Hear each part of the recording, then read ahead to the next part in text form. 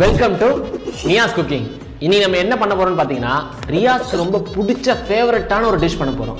சின்ன வயசுல அப்பா பாத்தீங்கன்னா ஸ்வீட் பாக்ஸ் வாங்கி வருவாரு. அதுல நிறைய ஸ்வீட்ஸ் இருக்கும். ஆனா ரியாஸ் அதுல தேடி ஒன்னே ஒன்று மட்டும் தான் சாப்பிடுவான். அந்த டிஷ் தான் இன்னைக்கு நம்ம பண்ண போறோம். அது என்ன டிஷ்ன்ட்டு வீடியோட எண்டில் பாருங்க. ஃபர்ஸ்ட் நம்ம பாலை காய்ச்சிக்கலாம்.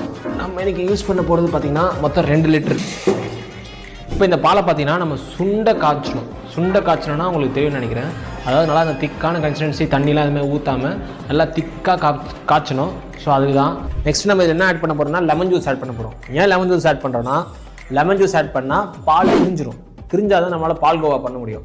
ஸோ அதனால தான் லெமன் ஜூஸ் ஆட் பண்ணோம். இப்போ பார்த்தீங்கன்னா பால் கொச்சின்னு இருக்கு, அதுக்கு நமக்கு லெமன் ஜூஸ் வேணும். ஸோ அதனால லெமனை கட் பண்ணி ஜூஸாக ரெடி பண்ணிக்கலாம். நெக்ஸ்ட் இப்போ புரிஞ்சுக்கலாம். இப்போ பார்த்தீங்கன்னா லெமன் ஜூஸ் ரெடி பண்ணியாச்சு. நெக்ஸ்ட்டு நம்மளுக்கு தேவையானது காடமன் பவுடர் வேணும். அதை இப்போ நம்ம ரெடி பண்ணிக்கலாம். ஸோ அதுக்கு தேவையானது காடமன், கொஞ்சமாக சுகர்,